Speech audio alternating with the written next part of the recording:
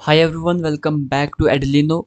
तो आज हम ग्रेविटेशन पढ़ेंगे। ग्रेविटेशन काफ़ी ज़्यादा इम्पॉर्टेंट चैप्टर है नीट के लिए, जेडब्ल्यू के लिए। इस लेक्चर में हम सारे के सारे फार्मूले पढ़ेंगे ग्रेविटेशन के। और एक इम्पॉर्टेंट बात कि आपके जो अगले चैप्टर हैं जैसे इलेक्ट्रोस्टैटिक्स हो गया, चाहे मैग्नेटिज्म का एक पोर्शन है, वहाँ पे भी अगर आपने ग्रेविटेशन अच्छे अच्छे से पढ़ा होगा तो इस चैप्टर को कहीं ना कहीं उन दो चैप्टर से आप इंटरलिंक कर पाओगे, जिससे बहुत सारे फार्मूलाज, ग्राफ्स और कॉन्सेप्ट आप आपस में इंटरलिंक करके याद रख पाओगे।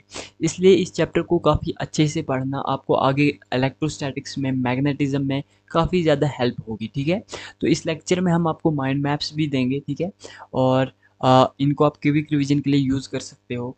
और इस लेक्चर में हम सारे के सारे फार्मूलाज, इंपॉर्टेंट कॉन्सेप्ट डिस्कस करेंगे। हम कोशिश कर रहे हैं कि इस चैप्टर को हम एक ही लेक्चर में कंप्लीट कर लें, लेकिन अगर एक लेक्चर में ना हो पाए तो दो लेक्चर में तो हम इसको समाप्त कर ही देंगे। तो चलिए स्टार्ट करते हैं ग्रेविटेशन को। सबसे पहले देखिए, न्यूटन्स लॉ ऑफ ग्रेविटेशन क्या कहता है। अगर दो मासेस हैं, यहाँ पे हम ज़्यादा डिटेल में नहीं पढ़ेंगे। यहाँ पे मैं आपको ज़्यादातर कॉन्सेप्ट बताऊँगा, फार्मूलाज बताऊँगा और ग्राफ्स बताऊँगा, क्योंकि नीट में ज़्यादातर ग्राफ डायरेक्टली पूछे जाते हैं। आज तक आप पिछले 5 साल के पेपर उठा के देखो तो 7-8 सवाल आपको सिर्फ ग्राफ में से देखने को मिलेंगे। ठीक है, तो यहाँ पे मैं ज़्यादा डिटेल में थ्योरी या कुछ और बेफजूल चीज़ें नहीं पढ़ाऊँगा। खाली फार्मूले, इंपॉर्टेंट कॉन्सेप्ट, इंपॉर्टेंट ग्राफ्स पढ़ूंगा। ठीक है, और कोई इंपॉर्टेंट पॉइंट होगा तो वो भी आपको बता ही दूंगा। तो सबसे पहले अगर आपके पास दो मासेस हैं, ठीक है, दो मासेस हैं, मैं मान लेता हूँ एक का मास m1 है, दूसरे का मास m2 है। तो इनके बीच में अगर डिस्टेंस r है तो ये जो m2 है इस पे फोर्स लगेगी F21, force on two due to F। ये m1 मास इस पे फोर्स लगाएगा अपनी तरफ और ये अट्रैक्टिव फोर्स होती है। और ये m2 मास भी इस m1 पे अपनी तरफ अट्रैक्टिव फोर्स लगाएगा। इसी अट्रैक्टिव फोर्स को हम ग्रेविटेशनल फोर्स कहते हैं। और इस ग्रेविटेशनल फोर्स का फार्मूला होता है g m1 m2 upon are square. यहाँ पे g यूनिवर्सल ग्रेविटेशनल कांस्टेंट है, जिसकी वैल्यू है 6.67 इंटू 10⁻11 न्यूटन मीटर स्क्वायर पर केजी स्क्वायर। और एक बात का ख्याल रखना कि जो ग्रेविटेशनल फोर्स होती है वो मीडियम पे डिपेंड नहीं करती है, वो हर एक मीडियम में सेम होती है। चाहे आप ग्रेविटेशनल फोर्स किन्हीं दो ऑब्जेक्ट के बीच में, फ्री स्पेस में देखो, वैक्यूम में देखो, वाटर में देखो, किसी और मीडियम में देखो, तो ग्रेविटेशनल फोर्स जो है उसका मैग्नीट्यूड सेम रहेगा हर एक मीडियम में। इसीलिए यहाँ पे मैंने लिखा है कि gravitational force is same in all mediums. ठीक है, और वर्क डन जो होता है ग्रेविटेशनल फोर्स के द्वारा वो पाथ इंडिपेंडेंट होता है। कहने का मतलब है कि अगर आप पाथ 1 से देखते हो, या पाथ सेकंड से देखते हो, पाथ थर्ड से देखते हो, तो हर एक पाथ से जो वर्क डन होगा ग्रेविटेशनल फोर्स की वजह से वो सेम होगा, जिसकी वजह से work done in round trip जो होता है वो ज़ीरो आता है। और यहाँ पे याद रखना है कि ग्रेविटेशनल फोर्स जो होती है ये कंजर्वेटिव फोर्स होती है, तभी इसका वर्क डन पाथ इंडिपेंडेंट होता है और work done in round trip zero होता है। उसके बाद principal of superposition of gravitational force.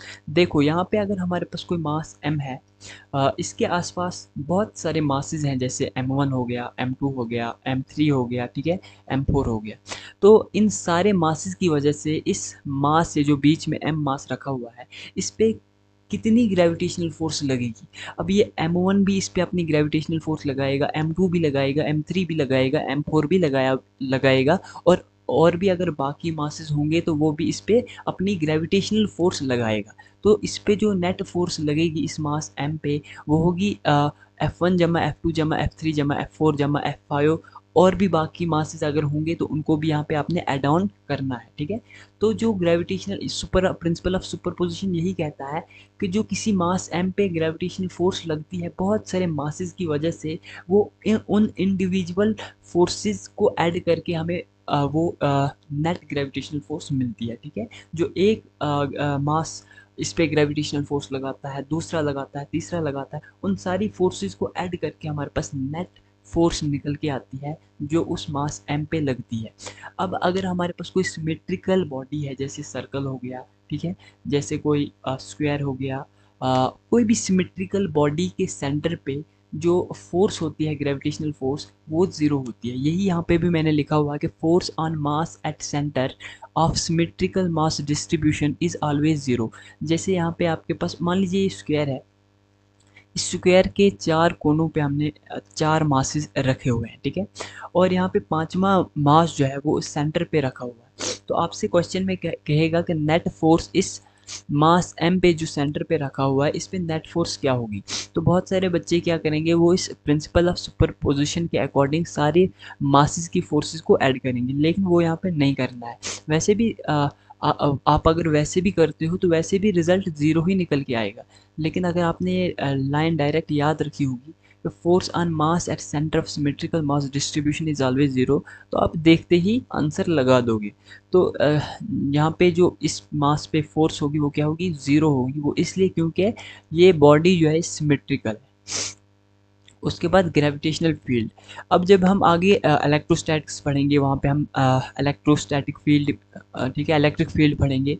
और जब आगे मैग्नेटिज्म में जाएंगे वहाँ मैग्नेटिक फील्ड पढ़ेंगे। तो कहीं ना कहीं बहुत सारे फार्मूले यहाँ पे इंटरलिंक करते हैं। इसलिए मैं कहता हूँ कि ग्रेविटेशन अच्छे से पढ़ो, इलेक्ट्रोस्टैटिक्स में मैग्नेटिज्म में आपको काफ़ी हेल्प होगी, ठीक है। तो ग्रेविटेशनल फील्ड क्या होती है, इसकी डेफिनेशन, इसका कॉन्सेप्ट ज़्यादा समझने की ज़रूरत नहीं है। ये ग्रेविटेशनल फील्ड जो होती है इसका फार्मूला होता है E is equal to gravitational force upon mass. जैसे हमारे पास इलेक्ट्रिक फील्ड जो होती है वो electric force upon charge cube होता है, क्योंकि वहाँ पे जो फोर्स होती है वो इस चार्ज क्यूब की वजह से होती है, और इसलिए जो इलेक्ट्रिक फील्ड होती है वो फोर्स अपान चार्ज क्यूब होती है। इस तरीके से ग्रेविटेशन में अगर हम देखते हैं तो ग्रेविटेशन में जो ग्रेविटेशनल फील्ड ई होती है वो फोर्स अपन मास होती है। यहाँ से अगर हम फोर्स निकालें ग्रेविटेशनल फोर्स, वो मास इनटू ग्रेविटेशनल फील्ड निकल के आएगी। Gravitational field due two point mass, अगर हमने पॉइंट मास की वजह से ग्रेविटेशनल फील्ड निकालनी होगी, जैसे यहाँ पे कोई पॉइंट मास m है, ठीक है, ठीक है, कोई पॉइंट मास है और इसकी वजह से इस मास m पे ग्रेविटेशनल फील्ड क्या लगेगी, वो हम ई से डिनोट अगर करते हैं तो वो बराबर होगा gm/r²। ये वो मास है जिस पे हमने ग्रेविटेशनल फील्ड देखनी है, उस पॉइंट मास की वजह से r इनके बीच का डिस्टेंस होगा, ठीक है, और ये ई जो है ये ग्रेविटेशनल फील्ड है। इसी तरीके से जब आप इलेक्ट्रोस्टैटिक्स पढ़ोगे तो वहाँ पे जो इलेक्ट्रिक फील्ड होगी वो k/r² होगा, ठीक है। तो ज़्यादा यहाँ पे मैं डिटेल में इलेक्ट्रोस्टैटिक्स का नहीं बताऊँगा, ऐसे कन्फ्यूजन होगी, बस मैं इंटरलिंक करने के लिए आपको बता रहा हूँ, ठीक है। अब है principal of superposition of electric field. जैसे मैंने प्रिंसिपल ऑफ सुपरपोजिशन फोर्स का बताया था, वैसे ही principle of superposition gravitational field का भी है। आपने क्या करना है, किसी मास m पे अगर आपने net electric field, net gravitational field देखनी होगी तो वो उन सारे इंडिविजुअल ग्रेविटेशनल फील्ड को ऐड करके आपको मिलेगी, ठीक है। मान लीजिए यहाँ पे मास m1 है, m2 है, m3 है, तो इन सारे मासेस की वजह से इस m मास पे नेट फील्ड क्या होगी, तो वो होगा E1 जमा E2 जमा E3 जमा E4 एंड सो ऑन। उसके बाद electric field, sorry, gravitational field is zero at a distance x from smaller mass. मान लीजिए हमारे पास मास m1 है, दूसरा मास m2 है, इन दोनों मासेस के बीच का डिस्टेंस अगर मैं कैपिटल L मान लेता हूँ, इन दोनों मासेस के बीच का डिस्टेंस अगर मैं कैपिटल L या स्मॉल l मान लेता हूँ, तो इनके बीच में किस डिस्टेंस पे, इनके बीच पे इनके बीच में किस पॉइंट पे जो ग्रेविटेशनल फील्ड होगी वो ज़ीरो होगी। तो वही यहाँ पे हमने देखना है उसका फार्मूला। तो मान लीजिए इन दोनों मासेस में से m1 जो है ये हमारे पास स्मॉलर मास है, ये क्या है, स्मॉलर मास है। तो ये फार्मूला वैलिड है डिस्टेंस फ्रॉम स्मॉलर मास के लिए। तो स्मॉलर मास से x डिस्टेंस पे जो ग्रेविटेशनल फील्ड होगी वो ज़ीरो होगी। और इस x का जो फार्मूला है वो है √m1/√m2 plus √m1 into L, ठीक है। x इक्वल टू √m1 बटा √m1 जमा √m2 इंटू एल। यहाँ पे याद रखना है कि जो m1 है वो स्मॉलर मास है, m1 क्या है, ये स्मॉलर मास है, और m2 जो है लार्जर मास है। यहाँ पे इसका विशेष ध्यान रखना, क्योंकि अगर आप m2 ऊपर रखते हो तो उससे ये फार्मूला जो है ये गलत निकल के आएगा, इसलिए आपने ऊपर जो है वो स्मॉलर मास रखना है। इसलिए यहाँ पे मैंने स्मॉलर मास के सामने ही m1 लिखा हुआ है, और l जो है इन दोनों के बीच का डिस्टेंस है। तो x डिस्टेंस पे, स्मॉलर मास से x डिस्टेंस पे ग्रेविटेशनल फील्ड क्या होगी, ज़ीरो होगी। Gravitational field at point P due to uniform rod of mass m and length l। अगर हमारे पास ये हम ग्रेविटेशन में भी, इस इलेक्ट्रोस्टैटिक्स में भी पढ़ेंगे, ऐसे फार्मूले काफ़ी कॉमन है। ग्रेविटेशनल फील्ड हमने देखनी है, हमारे पास अगर कोई रॉड है जिसकी लेंथ l है, जिसका मास m है, इस रॉड के एक एंड से a डिस्टेंस पे किसी पॉइंट p पे अगर आपने इलेक्ट्रिक ग्रेविटेशनल फील्ड निकालनी होगी तो उसका फार्मूला है gm/a इंटू एल प्लस ए। gm/a इंटू एल प्लस ए। एक रॉड है मास m की, लेंथ l की रॉड है, उसके एक एंड से a डिस्टेंस पे अगर हमने किसी पॉइंट p पे ग्रेविटेशनल फील्ड देखनी है तो उसका फार्मूला है gm/a इंटू ए प्लस एल। ठीक है। उसके बाद force on A mass in gravitational field, ये तो मैंने आपको बता ही दिया। अगर ग्रेविटेशनल फील्ड की डायरेक्शन इस तरफ है तो जो मास m है उस पर जो फोर्स लगेगी वो ग्रेविटेशनल फील्ड की डायरेक्शन में ही लगेगी, और उसका जो मैग्नीट्यूड होगा वो m इंटू ई के बराबर होगा। मैंने पहले ही आपको बता दिया, क्योंकि इलेक्ट्रिक फील्ड का ग्रेविटेशनल फील्ड का फार्मूला अगर फोर्स अपन मास है तो यहीं से निकल के आता है, force is equal to mass into gravitational field. अब यहाँ पे ऐसे बहुत सारे क्वेश्चंस आपको देखने को मिलेंगे, ठीक है, चाहे वो सेमी सर्कल हो चाहे वो सर्कल हो, लेकिन अगर आप इस कॉन्सेप्ट को अच्छे से समझ लेते हो तो ये सारे के सारे सवाल आप चुटकियों में निकाल दोगे। ठीक है। तो एक बार मैं इसको समझा लेता हूँ कि ये क्या कॉन्सेप्ट है। देखो, यह है gravitational field due to an arc. अब वो आर्क जो है वो सेमी सर्कल भी हो सकता है, ऐसा भी हो सकता है जैसे मैंने बनाया हुआ है यहाँ पे। और ये जो इनसाइड एंगल है, अंदर वाला एंगल है, इसको मैं फाई मान लेता हूँ। इसको क्या मान लेता हूँ मैं? फाई मान लेता हूँ। आपने यहाँ पे ध्यान रखना है, ये जो आर्क है, चाहे ये कुछ भी रॉड हो कुछ भी हो, मतलब आर्क की फॉर्म में है। इसका मास अगर मैं कैपिटल M यहाँ पे मान लेता हूँ और पॉइंट O पे हमने ग्रेविटेशनल फील्ड निकालनी है, तो मान लीजिए इस एंड को हम इससे मिलाते हैं पॉइंट O से, और इस वाले एंड को भी हम पॉइंट O से मिला लेते हैं, तो यहाँ पे जो अंदर वाला एंगल बनता है वो एंगल फाई बनता है। तो हम जानते हैं कि जो ग्रेविटेशनल फील्ड की डायरेक्शन होती है वो मास की तरफ होती है। किसकी तरफ होती है? मास की तरफ होती है। तो यहाँ पे हमने जो इसकी डायरेक्शन बनाई वो मास m की तरफ ही अब सेंटर ऑफ मास जाहिर है इसका कहीं यहाँ पे होगा, तो हमने सेंटर ऑफ मास की तरफ ही इसकी डायरेक्शन बनाई ग्रेविटेशनल फील्ड की। तो इस आर्क की वजह से एंगल फाई पे अगर हमने gravitational field, net gravitational field देखनी होगी, वो होती है gm/r² phi 2 sine phi by 2। Phi कौन सा है? ये अंदर वाला एंगल है। अगर आपको ये समझ में नहीं आया होगा तो मैं यहाँ पे एक बार फिर से समझा देता हूँ। मान लीजिए हमारे पास ये सेमी सर्कल बना लेते हैं अब, ठीक है। वो तो एक जनरल सा फार्मूला मैंने आपको बता दिया।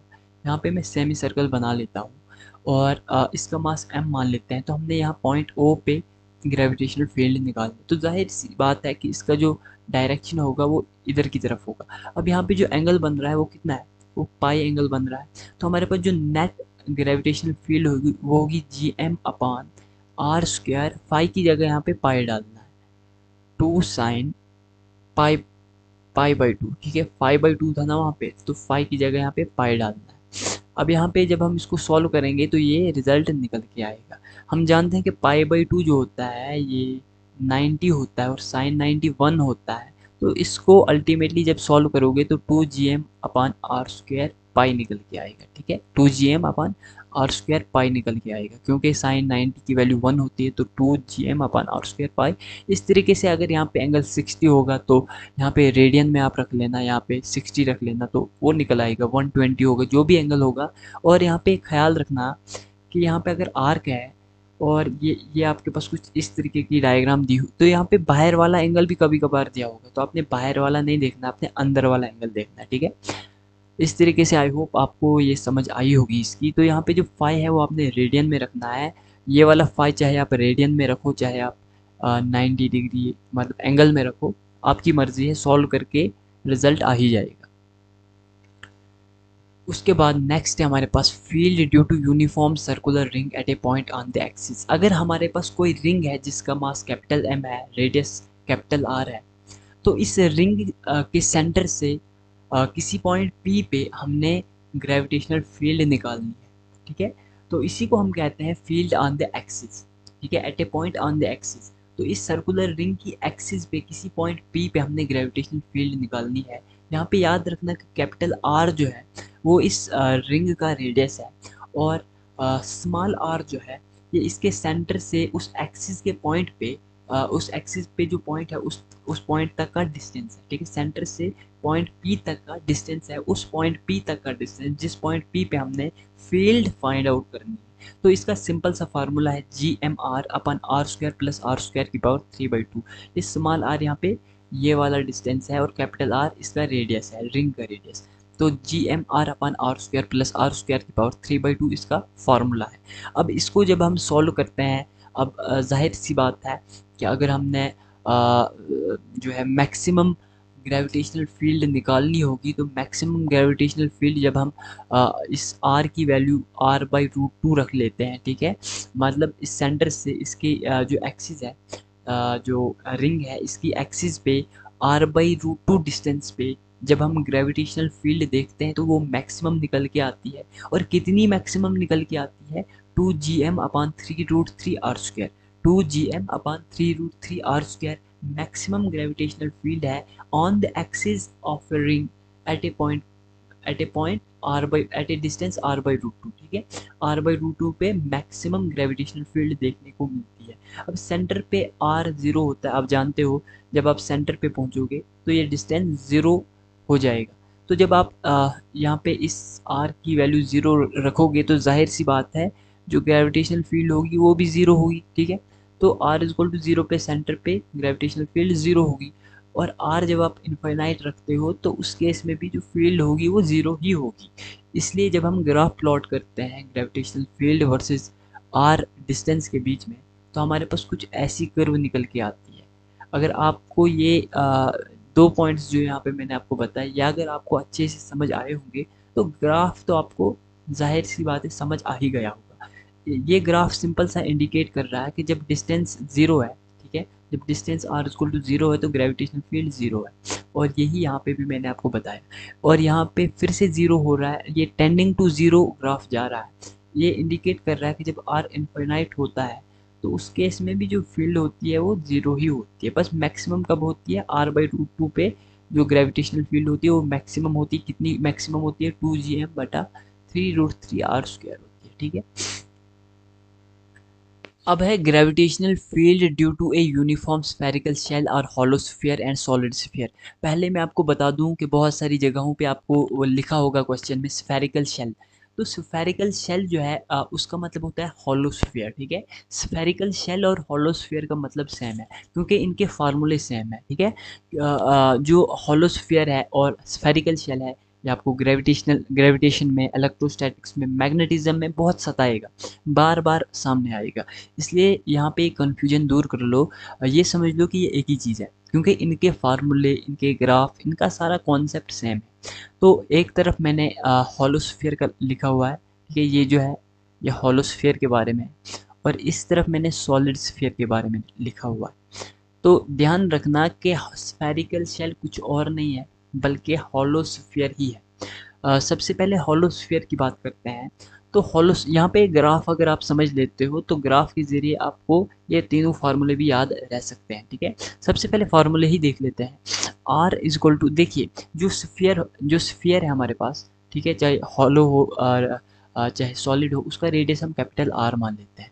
अगर मैं कहता हूँ r<r, इसका मतलब क्या है? इसका मतलब है कि हम इसके अंदर देख रहे हैं, सॉलिड स्फीयर के, सॉरी हॉलो स्फीयर के इनसाइड देख रहे हैं, किसी पॉइंट पे इसके इनसाइड ही देख रहे हैं कि फील्ड क्या है। तो हॉलो स्फीयर के इनसाइड कहीं पे भी फील्ड 0 होती है, ग्रेविटेशनल फील्ड 0 होती है हॉलो स्फीयर के इनसाइड। और r=r का मतलब है कि हम सरफेस पे देख रहे हैं। r=r क्या है? जहाँ पे हम देख रहे हैं, कहाँ पे देख रहे हैं? r, सरफेस पे देख रहे हैं। तो जो फील्ड सरफेस पे होती है वो gm/r² होता है, gm/R² होता है। कैपिटल R यहाँ पे रेडियस ऑफ स्फीयर है। और जब हम आउटसाइड देखते हैं, मान लीजिए यहाँ से मैं इतना डिस्टेंस बाहर जा रहा हूँ, तो ये यहाँ से यहाँ तक का जो डिस्टेंस है इसको हम स्मॉल r मान लेंगे यहाँ पे। तो small r greater than r है ना, r तो यहाँ पे इसका रेडियस है। तो हम अगर बाहर जा रहे हैं तो ये स्मॉल r इस कैपिटल R से बड़ा है। इससे क्या है? इससे बड़ा है। तो हम इससे बाहर जब देखेंगे, इसके आउटसाइड जब हम स्फीयर के, हॉलो स्फीयर के आउटसाइड जब हम फील्ड देखते हैं तो वो gm/r²। स्मॉल r जो है ये कैपिटल R से बड़ा है, मतलब इससे बाहर है। आउटसाइड स्फीयर से स्फीयर के आउटसाइड हम ये फाइंड आउट कर रहे हैं। तो इन तीनों फार्मूलों को जब हम इस ग्राफ में देखते हैं, कंपेयर करते हैं, तो इससे साफ दिखता है कि आर इक्वल टू आर पे जो फील्ड है वो मैक्सिमम है। आर इक्वल टू आर पे मतलब कि सरफेस पे जो फील्ड है, ग्रेविटेशनल फील्ड, वो मैक्सिमम है। और कितनी मैक्सिमम है? G M upon capital R square. और हम जानते हैं कि आउटसाइड जो फील्ड है वो आर स्क्वायर के इन्वर्सली प्रोपोर्शनल है। तो जितना आप बाहर जाओगे तो अगर इन्वर्सली प्रोपोर्शनल है तो फील्ड उतनी कम होती जाएगी। तो इसलिए जितना आप आगे जा रहे हो, बाहर जा रहे हो, रेडियस को जितना बढ़ा रहे हो, रेडियस नहीं, इस डिस्टेंस को जितना बढ़ा रहे हो, उतना जो है फील्ड कम होती जा रही है। इससे साफ दिख रहा है कि जो फील्ड है वो कहाँ पे मैक्सिमम है? सरफेस पे, R is equal to capital R पे मैक्सिमम है। इस तरीके से जब हम सॉलिड स्फीयर को देखते हैं तो सॉलिड स्फीयर में भी सेम फार्मूला लगेगा, बस इनसाइड का यहाँ पे थोड़ा सा जो फार्मूला है वो चेंज हो जाता है। इसके इनसाइड, सॉलिड स्फीयर के इनसाइड जो है वो ग्रेविटेशनल फील्ड ज़ीरो नहीं होती है, बल्कि G M R upon capital are cube होता है। यहाँ पे कैपिटल आर स्मॉल आर के बीच का जो फ़र्क है वो बिल्कुल ध्यान से ख्याल में रखना, ठीक है। स्मॉल आर जो है ये इसके अंदर का डिस्टेंस है। मान लीजिए ये आपका सॉलिड स्फीयर है, ये इसका रेडियस कैपिटल आर होगा। आपने यहाँ पे देखना है कि इसका फील्ड क्या है। यहाँ पे इनसाइड आपने देखना है। मान लीजिए ये सॉलिड स्फीयर है, तो इसके इनसाइड आपने अगर स्मॉल आर डिस्टेंस पे फील्ड देखनी होगी, ग्रेविटेशनल फील्ड, तो सॉलिड स्फीयर के केस में ज़ीरो नहीं होगी, बल्कि G M R upon R cube होगा। अब यहाँ पे आपको दिख रहा है कि जो ग्रेविटेशनल फील्ड है वो आर के, स्मॉल आर के डायरेक्टली प्रोपोर्शनल है। तो जब तक आप इस सरफेस तक पहुँचते हो, सरफेस तक पहुँचने तक जो ग्रेविटेशनल फील्ड है वो कंटिन्यूसली क्या हो रही है? वो इंक्रीज हो रही है, ठीक है। तो आर बढ़ने पे ग्रेविटेशनल फील्ड बढ़ रहा है, क्योंकि ग्रेविटेशनल फील्ड इनसाइड जो है वो स्मॉल आर के डायरेक्टली प्रोपोर्शनल है, ठीक है। और जब हम सरफेस पे पहुंच जाते हैं तो वहाँ पे फिर से मैक्सिमम होती है। कितनी होती है? G M upon R square, वही जो यहाँ पे हॉलोस्फीयर के केस में था। अब यहाँ पे फ़र्क सिर्फ इतना सा है कि यहाँ पे इनसाइड ज़ीरो था, यहाँ पे इनसाइड आर के डायरेक्टली प्रोपोर्शनल है, ज़ीरो नहीं है। तो चाहे आप स्मॉल आर की वैल्यू कैपिटल आर इसमें रखो, चाहे आप इसमें रखो, फार्मूला यही निकल के आएगा, maximum gravitational field at surface of solid sphere, G M upon capital R square. उसके बाद आउटसाइड देखते हो तो सेम फार्मूला है जो हॉलो स्फीयर में था, G M upon small R square. तो आउटसाइड जो ग्रेविटेशनल फील्ड है वो आर स्क्वायर के इन्वर्सली प्रोपोर्शनल है, इसलिए यहाँ पे ग्राफ में कंटिन्यूसली ग्रेविटेशनल फील्ड डिक्रीज होए जा रही है रेडियस को, डिस्टेंस को इंक्रीज करने पे, ठीक है। तो आई होप आपको यहाँ पे समझ आया होगा कि सॉलिड स्फीयर, हॉलो स्फीयर का डिफरेंस क्या है। होप अगर आपको यहाँ पे अच्छे से समझ आया होगा तो इलेक्ट्रोस्टैटिक्स में काफ़ी आसानी होगी हमें समझाने में, और काफ़ी जल्दी हम आगे बढ़ेंगे इलेक्ट्रोस्टैटिक्स में और आगे मैग्नेटिज्म में भी। अब है नेक्स्ट टॉपिक हमारे पास, एक्सेलरेशन ड्यू टू ग्रेविटी। जब हम ये क्या कहते हैं, काइनेमेटिक्स पढ़ रहे थे, वर्क पावर एनर्जी पढ़ रहे थे, लॉज ऑफ मोशन पढ़ रहे थे, आज अभी तक जितने भी चैप्टर्स हमने पढ़े, चाहे रोटेशन हो, तो बार बार एक टर्म आती थी, वो थी जी, स्मॉल जी, जिसकी वैल्यू थी 9.8 मीटर पर सेकंड, या जिसकी वैल्यू कभी कभी हम 10 मीटर पर सेकंड स्क्वायर भी लेते थे। तो ये जी आखिर है क्या? ये है एक्सेलरेशन ड्यू टू ग्रेविटी, ठीक है। इसका फार्मूला जो है एक्सेलरेशन ड्यू टू ग्रेविटी का, वो है G M upon capital R square, ठीक है, G M upon capital R square.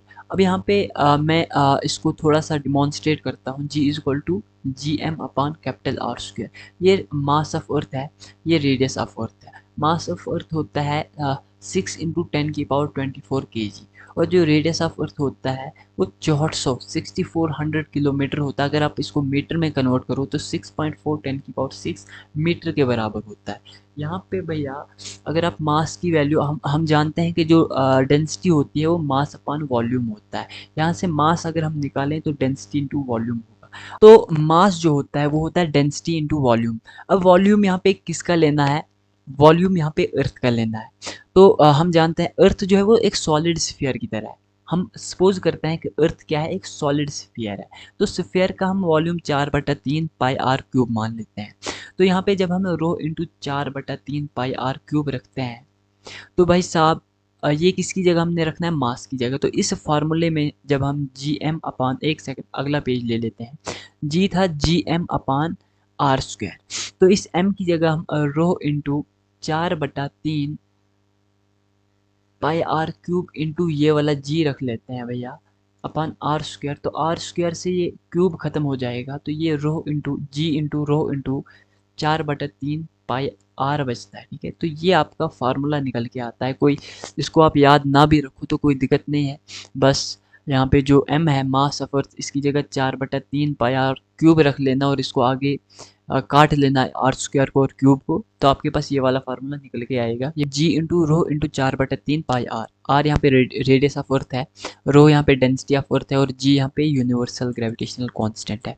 ये जो फार्मूला यहाँ पे निकल के आया G M upon R square, ये सरफेस ऑफ अर्थ पे होती है एक्सेलरेशन ड्यू टू ग्रेविटी।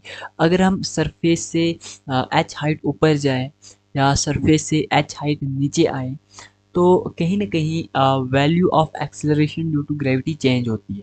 सबसे पहले हम सरफेस ऑफ अर्थ से एच हाइट ऊपर जाएंगे, तो at height H above the earth surface जो वैल्यू ऑफ जी होगी, मान लीजिए आपके पास अर्थ का रेडियस कैपिटल आर है, तो इससे ऊपर हम एच हाइट पे अगर जाते हैं तो जो हमारे पास डिस्टेंस आर होगा, हमने डिस्टेंस जो आर लेना है वो ये कैपिटल आर अपन एच लेना है। ठीक है, कैपिटल आर जमा एच लेना है। ठीक है, तो यहाँ पे जो आर होगा डिस्टेंस, जहाँ जिस जो हमने फार्मूले में यहाँ पे रखना है वो है कैपिटल आर अपन एच। तो जो हाइट एच पे अर्थ सरफेस पे जी की वैल्यू होती है वो होती है जी अपान 1+h/r का होल स्क्वायर। ठीक है, जी अपान 1+h/r का होल स्क्वायर। आर यहाँ पे रेडियस ऑफ अर्थ है, एच जो है उस सरफेस से ऊपर का डिस्टेंस है। ठीक है, और जी डैश जो है ये उस एच हाइट पे वैल्यू ऑफ जी है, और स्मॉल जी यहाँ पे नॉर्मल वैल्यू है जो 9.8 मीटर पर सेकेंड होती है सरफेस ऑफ अर्थ पे। इसी फार्मूले को हम ऐसे भी लिख सकते हैं, G dash equal to G M upon R square. यहाँ पे ध्यान रखना होगा कि आर क्या है, स्मॉल आर जो है वो कैपिटल आर प्लस एच है। ये एच वो हाइट है जो हमने सरफेस ऑफ अर्थ से ऊपर लेनी है। ठीक है, जहाँ पे हमने फाइंड आउट करनी है एक्सेलरेशन ड्यू टू ग्रेविटी, और आर जो है ये रेडियस है अर्थ का। तो अगर हम इस वाले फार्मूले को देखें और इस वाले फार्मूले में हम जो एच हाइट है वो कैपिटल आर से बहुत छोटा अगर मान लेते हैं, कैपिटल आर जो है वो रेडियस ऑफ अर्थ है, हाइट एच अगर इससे बहुत छोटी है, तो इसको अप्रॉक्सीमेटली हम ऐसे भी लिख सकते हैं। ठीक है, कैलकुलेशन को इजी करने के लिए। ठीक है, G dash equal to G into 1-2h/r, G dash equal to G into 1-2h/r। ये formula at height H above earth surface तभी वैलिड होगा जब एच की वैल्यू जो है वो कैपिटल आर से, रेडियस ऑफ अर्थ से बहुत ही ज़्यादा कम होगी। और G M upon capital R square में जो स्मॉल आर है, G M upon small R square में जो स्मॉल आर है ये कैपिटल आर प्लस एच है। ठीक है, कैपिटल मतलब ये सेंटर ऑफ अर्थ से लेकर के उस पॉइंट तक का डिस्टेंस है, सेंटर ऑफ अर्थ से सरफेस तक का कैपिटल आर, और सरफेस से ऊपर जो हाइट होगी वो स्मॉल एच होगी, और हम यहाँ पे स्मॉल आर लेते हैं। ठीक है, और वो मैंने यहाँ पे आपको बताया ये क्या है। अब अगर आपने अर्थ की सरफेस से एच डेप्थ नीचे जी डैश की वैल्यू देखनी होगी एक्सेलरेशन ड्यू टू ग्रेविटी की, तो वो होती है G M R upon R cube. यहाँ पे आपने ख्याल रखना होगा कि जो आर है, जो आर है, ये जो आर है, ये मान लीजिए ये आपके पास अर्थ है, तो अर्थ अगर ये हमारे पास है तो ये सेंटर ऑफ अर्थ से जो डिस्टेंस है उस पॉइंट तक का, उस पॉइंट तक का। ठीक है, ये तो रेडियस हुआ, ये वाला रेडियस हुआ। ठीक है, तो मान लीजिए इस सरफेस से एच डेप्थ नीचे, सरफेस से एच डेप्थ नीचे यहाँ पे हमने acceleration due to gravity find out करनी है। तो सेंटर से लेकर के यहाँ तक का डिस्टेंस क्या होगा, मान लीजिए ये स्मॉल आर है, तो स्मॉल आर होगा capital R minus H, capital R minus H, यही यहाँ पे मैंने लिखा हुआ है। और जी डैश की वैल्यू होगी G M R upon R cube. इस फार्मूले में अगर आप आर की वैल्यू 0 रखते हो तो जी डैश की वैल्यू भी 0 ही निकल के आएगी, जिससे ये पता चलता है कि सेंटर ऑफ अर्थ पे जी डैश की वैल्यू जो है एक्सेलरेशन ड्यू टू ग्रेविटी वो 0 होती है। क्या होती है, 0 होती है। और इसी को अप्रॉक्सीमेटली अगर आपने जी की टर्म में लिखना होगा, जी यहाँ पे एक्सेलरेशन ड्यू टू ग्रेविटी है सरफेस ऑफ अर्थ पे, तो इस जी डैश को अगर आपने जी के टर्म में लिखना होगा एच डेप्थ नीचे अर्थ सरफेस से, तो वो होगा G into one minus H by R. G dash is equal G into one minus H by R. एच जो है सरफेस ऑफ अर्थ से नीचे डेप्थ है जहाँ पे एक्सेलरेशन ड्यू टू ग्रेविटी निकालनी है। आर यहाँ पे रेडियस ऑफ अर्थ है। G dash acceleration due to gravity है सरफेस ऑफ अर्थ पे, और जी डैश जो है ये एक्सेलरेशन ड्यू टू ग्रेविटी है उस डेप्थ नीचे जो एच डेप्थ नीचे हम सरफेस ऑफ अर्थ से ले रहे हैं वहाँ पे, ठीक है। तो मैंने कहा था कि जो अर्थ है वो अर्थ जो है ये सॉलिड स्फीयर की तरह हम मान लेते हैं। अगर आपने पीछे ख्याल किया होगा तो मैंने कहा था कि जो ग्रेविटेशनल फील्ड है इसका यूनिट होता है मीटर पर सेकंड स्क्वायर। वैसे न्यूटन ये इसका फार्मूला है फोर्स अपन मास, तो न्यूटन पर केजी भी इसका यूनिट होता है, लेकिन इसको आगे सॉल्व करके मीटर पर सेकंड स्क्वायर भी इसका यूनिट निकल के आता है, जिससे ये पता चलता है कि भैया जो जी, वैसे ये कोई कॉन्सेप्ट नहीं है, ये याद रखने के लिए कि जो जी का फार्मूला है सरफेस ऑफ अर्थ के लिए वो कहीं ना कहीं सिमिलर है सॉलिड स्फीयर की ग्रेविटेशनल फील्ड के जैसा। क्योंकि जब हम सॉलिड स्फीयर की ग्रेविटेशनल फील्ड का फार्मूला या ग्राफ देख रहे थे तो वहाँ पे भी कुछ ऐसा ग्राफ देखने को मिल रहा था, जिससे ये पता चल रहा है कि जो जी डैश है, ठीक है, चाहे जी डैश हो या इलेक्ट्रिक फील्ड हो, वो इनसाइड तो आर के डायरेक्टली प्रोपोर्शनल है और वहाँ पे भी यही फार्मूला था, और आउटसाइड डिक्रीज होती है जी डैश की वैल्यू भी और इलेक्ट्रिक फील्ड की वैल्यू भी, ठीक है, आर डिस्टेंस को बढ़ाने पे, ठीक है। और यहाँ पे जो ये था फार्मूला वो G M upon R square था, ठीक है। यही फार्मूला यहाँ पे भी मैंने आपको बताया था। एक सेकेंड, यहाँ पे देखिए ये ग्राफ भी सेम वैसा ही आ रहा है जो एक्सेलरेशन ड्यू टू ग्रेविटी का आ रहा है, ठीक है। डेप्थ के केस में भी हाइट एट एबो एच एट हाइट एच एबो अर्थ सरफेस उसके केस में भी, ठीक है। और formula G M upon R square G M R upon R cube same formula इसके केस में भी आ रहा है, ठीक है। तो ये आपने याद रखना है कि जो एच डेप्थ नीचे है वो डायरेक्टली प्रोपोर्शनल होता है जी डैश की वैल्यू, और हाइट सरफेस पे तो G M upon R square maximum होता है, ये तो मैंने आपको पहले ही बता दिया। और जो ही आप अर्थ सरफेस से बाहर निकलते हो एच हाइट पे, तो आर की वैल्यू जितनी बढ़ेगी जी डैश की वैल्यू उतनी कम होगी, ठीक है। उसके बाद variation of G acceleration due to gravity due to shape of earth. अब जो वैल्यू ऑफ जी है एक्सेलरेशन ड्यू टू ग्रेविटी वो अर्थ की शेप से भी वेरी करती है, ठीक है। और जो अर्थ रोटेट करती है इस एक्सियल रोटेशन ऑफ अर्थ की वजह से भी जी की वैल्यू में वेरिएशन आता है। अब कितना आता है कैसे आता है वो यहाँ पे देखते हैं। पहले तो शेप ऑफ अर्थ से देखेंगे, क्योंकि हम जानते हैं कि जो अर्थ होती है वो कुछ इस तरीके की होती है, जहाँ पे ये जो होता है ये वाली एक्सिस इसको हम पोल कहते हैं, और ये वाला जो होता है इसको हम इक्वेटर कहते हैं। अब हम जानते हैं यहाँ पे साफ साफ दिख रहा है कि जो रेडियस इक्वेटर का है, इक्वेटर का जो रेडियस है वो पोल के रेडियस से ज़्यादा है। इक्वेटर का रेडियस पोल के रेडियस से ज़्यादा है, तो इससे साफ पता चलता है कि जो एक्सेलरेशन ड्यू टू ग्रेविटी है पोल पे वो इक्वेटर से ज़्यादा है। Acceleration due to gravity at pole is greater than acceleration due to gravity at equator, क्योंकि इक्वेटर का रेडियस ज़्यादा होता है, और पोल पे जो मैक्सिमम होता है वो होता है 9.8 मीटर पर सेकेंड, और इक्वेटर पे मिनिमम वैल्यू होती है 9.78 पर मीटर पर सेकेंड स्क्वायर। अब एक्सियल रोटेशन ऑफ अर्थ से क्या होता है, जी की वैल्यू में वेरिएशन आता है। देखो ये अगर कोई मास है एम सरफेस ऑफ अर्थ पे रखा हुआ है, तो इस पे बाहर की तरफ M R omega square centripetal force लगेगी, ठीक है। और बीच सेंटर ऑफ अर्थ की तरफ इस पे एम जी फोर्स लगेगी, इसका वेट लगेगा, तो नेट फोर्स कहीं यहाँ पे होगी, नेट फोर्स कहीं यहाँ पे होगी एम जी इफेक्टिव, ठीक है, एम जी इफेक्टिव। ये जो जी इफेक्टिव है इसका फार्मूला होता है G minus R omega square cos square phi, क्योंकि अर्थ कंटिन्यूसली रोटेट कर रही है, तो ये जो फाई है लैटिट्यूड है, ठीक है, ये फाई क्या है लैटिट्यूड है, ठीक है। अर्थ का मतलब जिस पॉइंट से आप देख रहे हो, जिस पॉइंट से आपने जी की वैल्यू निकालनी होगी एक्सेलरेशन ड्यू टू ग्रेविटी की, वहाँ से सेंटर ऑफ अर्थ तक का जो डिस्टेंस वहाँ पे जो एंगल बनता है उसी को हम लैटिट्यूड कहते हैं। तो भैया ये फाई यहाँ पे लैटिट्यूड अगर है तो जी इफेक्टिव जो होगा एक्सियल रोटेशन ऑफ अर्थ की वजह से वो G minus R omega square cos square phi है। ओमेगा यहाँ पे एंगुलर स्पीड है, अर्थ की जो रोटेशन है उसकी एंगुलर स्पीड है, ठीक है, और फाई यहाँ पे लैटिट्यूड है। तो फाई की वैल्यू जब हम जीरो रखते हैं, हम जानते हैं कि इक्वेटर पे जो फाई होता है लैटिट्यूड होता है वो जीरो होता है, क्योंकि भैया अगर ये इक्वेटर है तो यहाँ पे अगर आप बैठे हुए हो तो ये सेंटर ऑफ अर्थ से मिलाते हो तो ये एंगल जीरो ही होता है, ठीक है। और पोल पे जब आप बैठते हो तो ये एंगल 90 होता है। तो अगर आप फाई की वैल्यू 0 डालते हो इक्वेटर पे, तो ये जी माइनस आर ओमेगा स्क्वायर के बराबर निकल के आता है, क्योंकि कॉस फाई जो कॉस 0 जो होता है वो 1 होता है, तो इसको 1 से मल्टीप्लाई करो तो जी माइनस आर ओमेगा स्क्वायर निकल के आता है। यहाँ पे ओमेगा की वैल्यू डालो, जी की वैल्यू डालो, तो 9.78 निकल के आता है, जो को मिनिमम होती है इक्वेटर पे। वही यहाँ पे भी मैंने आपको बताया था कि इक्वेटर पे मिनिमम वैल्यू होती है। पोल पे जो लैटिट्यूड होता है वो 90 डिग्री होता है, और cos 90 हम जानते हैं 0 होता है। तो इसको जब हम इससे मल्टीप्लाई करते हैं तो 0 निकल के आता है। तो जी इफेक्टिव जी के बराबर ही होता है, कहाँ पे? पोल पे। तो पोल पे जो जी इफेक्टिव होता है वो जी के बराबर होता है 9.8 मीटर पर सेकेंड, ठीक है। उसके बाद on changing rotational speed G changes everywhere except at पोल।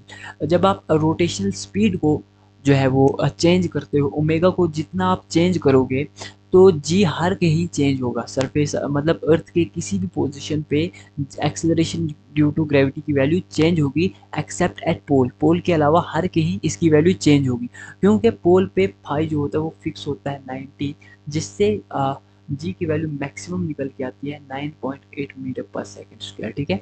और रोटेशन ऑफ अर्थ से क्या होता है? वैल्यू ऑफ जी डिक्रीज होती है। वो तो पता चल ही रहा है कि पोल पे अगर मैक्सिमम है तो आप जब अर्थ रोटेट करती है तो इक्वेटर पे पहुंचने पे क्या होता है? इक्वेटर तक पहुंचने पे इसकी वैल्यू मिनिमम हो जाती है 9.7 है। तो इससे साफ पता चलता है कि रोटेशन ऑफ अर्थ से जी की वैल्यू डिक्रीज होती है। चाहे आप height H from surface of earth देखो, depth H from surface of earth देखो, शेप देखो, या फिर रोटेशन देखो, हर एक रीजन से जो है वो जी की वैल्यू डिक्रीज होती है, चाहे वो हाइट हो, चाहे वो डेप्थ हो, चाहे शेप हो, चाहे रोटेशन हो। इन सभी चीज़ों से क्या होता है? Acceleration due to gravity G की वैल्यू क्या होती है?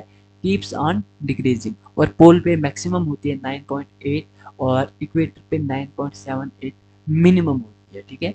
उसके बाद time period of earth rotation, ये आपको बहुत सारी जगहों पे एसएचएम वेव जब आप पढ़ोगे तो वहाँ पे भी कहीं ना कहीं आपको देखने को मिलेगा time period of earth rotation. तो टाइम पीरियड का जब हम फार्मूला निकालते हैं, 2 पाई अंडर रूट एल बटा जी होता है, ठीक है। तो जी की जगह यहाँ पे आपने जी इफेक्टिव डालना है, और एल की जगह यहाँ पे रेडियस ऑफ अर्थ डालना है, क्योंकि हम यहाँ पे अर्थ की बात कर रहे हैं, तो अर्थ की का ही रेडियस यहाँ पे डालना पड़ेगा। तो जब हम यहाँ पे 9.8 डालते हैं, अर्थ का रेडियस डालते हैं 6400 किलोमीटर, इसको मीटर में कन्वर्ट करके इसको जब हम कैलकुलेट करते हैं तो टाइम का फार्मूला 84.6 मिनट निकल के आता है। और ओवर्स में अगर आपने इसको देखना होगा तो 1.4 आवर्स निकल के आता है।